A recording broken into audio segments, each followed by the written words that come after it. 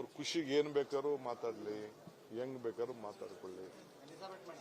ನಾನು ಈ ಸ್ಥಾನಕ್ಕೆ ಬರಬೇಕಾದ್ರೆ ಒಬ್ಬ ವಿದ್ಯಾರ್ಥಿ ನಾಯಕನಿಂದ ಹಳ್ಳಿಯಲ್ಲಿ ಹುಟ್ಟೊಬ್ಬ ಮಗ, ಅಲ್ಲಿಂದ ಬಂದು ಇಲ್ಲಿವರೆಗೂ ನಾನು ಬೆಳೆದಿದ್ದೀನಿ. ಎಷ್ಟು ಪರಿಶುದ್ಧವಾದಂಥ ರಾಜಕಾರಣ ಮಾಡ್ತಾ ಇದ್ದೀನಿ, ಪರಿಶುದ್ಧವಾದಂಥ ಆಳ್ತ ಕೊಡ್ತಾ ಇದ್ದೀನಿ. ಅದನ್ನ ಅವ್ರ ಕೈಲಿ ಸಹಿಸ್ಕೊಳಕ್ಕಾಗಲಿಲ್ಲ ಅಂದ್ರೆ ಅವ್ರು ಬಿಟ್ಟಿದ್ದಾರೆ. ಅವ್ರು ಏನು ಬೇಕಾದ್ರೂ ಮಾತಾಡ್ತಾರೆ.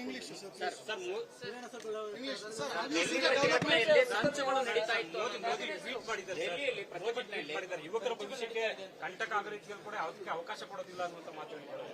ಅದನ್ನೇ ನಾವು ಹೇಳ್ತಾ ಇರೋದು. ಈಗ ಟ್ವೀಟ್ ಮಾಡಿದ್ದಾರೆ, ಫಸ್ಟ್ ಡೇನೇ ಟ್ವೀಟ್ ಮಾಡ್ಬೇಕಾಯ್ತಲ್ಲ.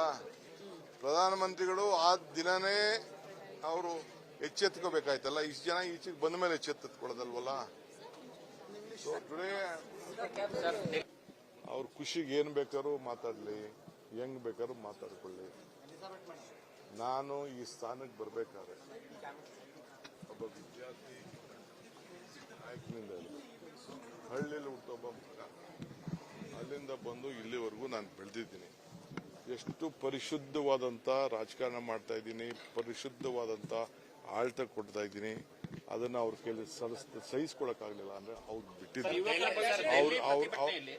ಅವ್ರು ಏನು ಬೇಕಾದ್ರೂ ಮಾತಾಡ್ತಾರೆ.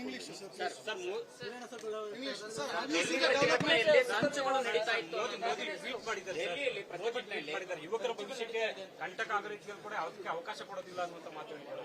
ಅದನ್ನೇ ನಾವು ಹೇಳ್ತಾ ಇರೋದು. ಈಗ ಟ್ವೀಟ್ ಮಾಡಿದ್ದಾರೆ, ಫಸ್ಟ್ ಡೇನೇ ಟ್ವೀಟ್ ಮಾಡ್ಬೇಕಾಯ್ತಲ್ಲ. ಪ್ರಧಾನಮಂತ್ರಿಗಳು ಆ ದಿನನೇ ಅವರು ಎಚ್ಚೆತ್ಕೋಬೇಕಾಯ್ತಲ್ಲ. ಇಷ್ಟು ಜನ ಈಚೆಗೆ ಬಂದ ಮೇಲೆ ಎಚ್ಚೆತ್ಕೊಳ್ಳೋದಲ್ವಲ್ಲ.